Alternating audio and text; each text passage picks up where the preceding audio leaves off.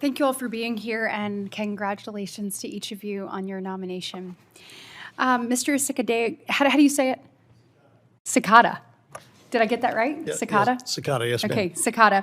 I want to start with you. I know many Americans have been concerned with the ATF's history, particularly as it relates to the Second Amendment.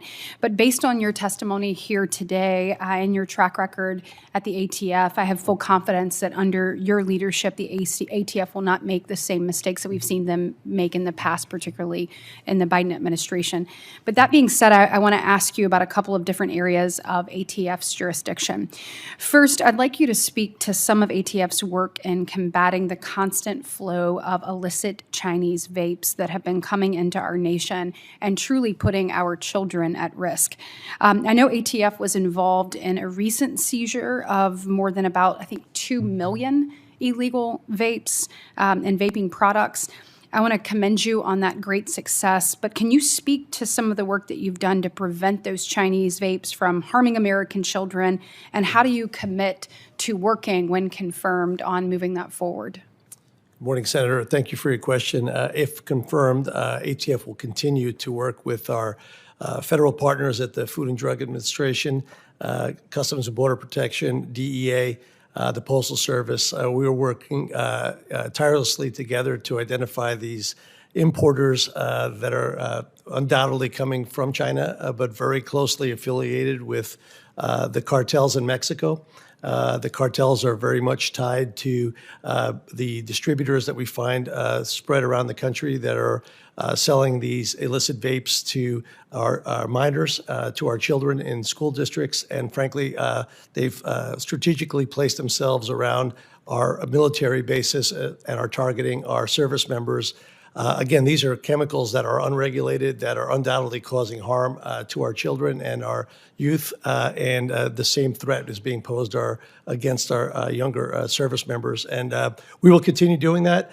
Again, we have resources that we're trying to balance across the country. In many of these cases, violent crime is tied to them. There's illegal firearms that are found at these distributors and retailers. There's gang members and illegal aliens that are involved in this distribution as well. So we will stay focused on this as well if I am confirmed. Good. I'd like to work with you on that when you're confirmed. I think this is an area where we're just scratching the surface. You just alluded to it in your answer, but we know when we get there, not only is it harming children, not only are we looking at what's happening at our military bases, but a lot of times this unlocks just a world of crime that unfortunately puts Americans at risk. And I think we need to do more to crack down on this. So I appreciate that.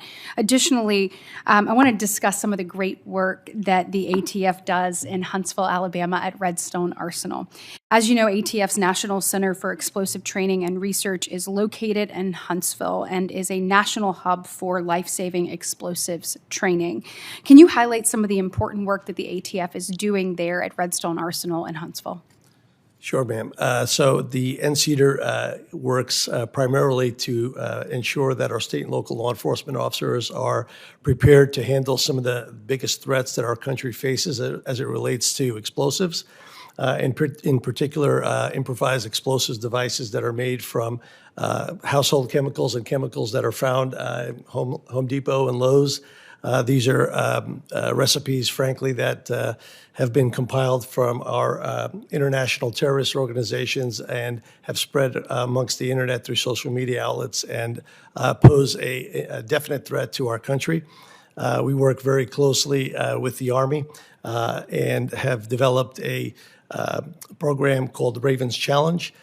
Ravens Challenge is something that ATF distributes on behalf of the Army with our partners with the FBI working alongside with us to ensure that our state and local partners are trained on handling a mass casualty event that would be tied to a homemade explosives or improvised explosives incident. So it ensures that we all know how to work together, responding and working in our areas of expertise without unnecessarily hindering the other from being able to accomplish the mission. Thank you. I look forward to continuing the great work that's done there, and I'm partnering with you once confirmed to continue to elevate it. Last question for all of you, and I'm sure you're glad that all of my questions went to him. I'll start with you, Judge Wolf, and then we'll just go down the line. But obviously, I believe that judges should apply the law faithfully, not legislate from the bench. And I think as a district court judge, you must also abide by the precedent established by the Supreme Court. From time to time, you're going to face legal questions that may not have been addressed or fully addressed by the upper chamber. And my question for you is, with that being the case, can you discuss, and then we'll go down the line, your general philosophy and how you will approach those novel questions of law that come before you?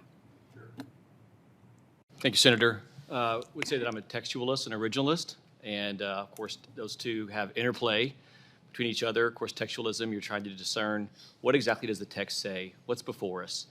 And then originalism is simply saying that the Constitution and laws before us have to be interpreted by their original public meaning. That is in accord with what would have been understood at the time of their enactment.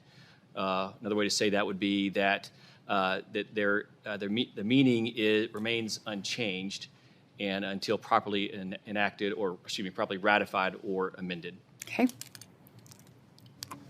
Senator, I would echo many of the comments of Judge Wolf. I would say if there's no binding precedent on the issue, if it's a question of statutory law, I would look at the plain reading of the text. If there's no ambiguity, that should answer the question.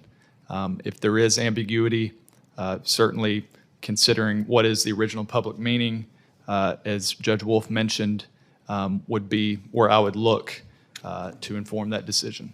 Excellent. Thank you, Senator. I don't have much to add to my co-nominees' descriptions of textualism and originalism. Those are also what I would apply in that situation. Okay. Thank you. Thank you, Senator. I agree with my friends. Excellent. Well, on that note, I want to say thank you to all the nominees for your testimony today. Written questions for the record may be submitted up until February 11th at 5:00 p.m. And with that, this hearing is adjourned.